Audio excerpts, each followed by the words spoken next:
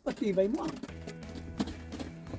Hello po mga karipopops, ito pong nakuha sa fishing kahapon. Ito po yung buhay dito sa Canada. Hop, tingnan nyo, puting puti na po. Hop, may nakatago po. Ano po yan? Ano po yan? May nakatago po mga karipopops.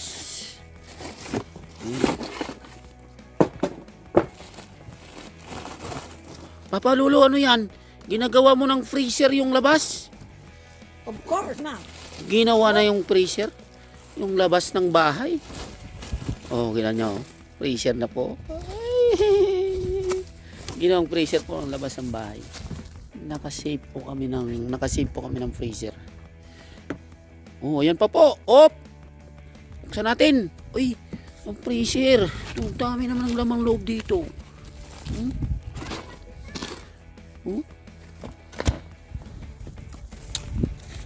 Lamig.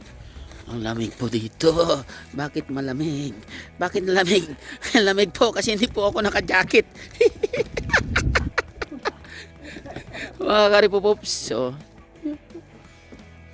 buti na lang wala pong ulan dito.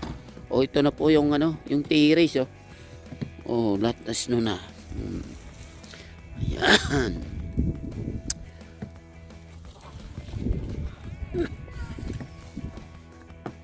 Sige po mga karipopops.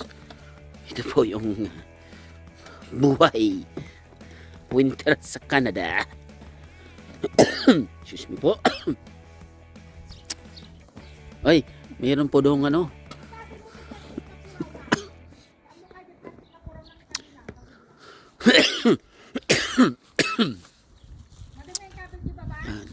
ito po. Mabuti. Hindi naulan ng snow. Sige po mga karipopops, paki-subscribe na lang po ng channel ko bago po ito. Sige po. Bye-bye po. Ito po yung buhay namin sa Canada. Yung winter, akala nyo maganda yung snow dito, pero wish po yung snow dito. Akala nyo lang.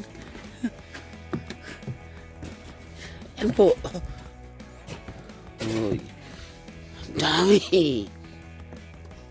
Yung isda, laki ng mga trout, Ayan.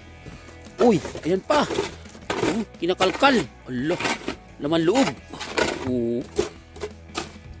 Laman loob, nakalkal. Ginawa na po ng freezer yung bakuran. Ayan po, lagyan. Ayan po, karipopops.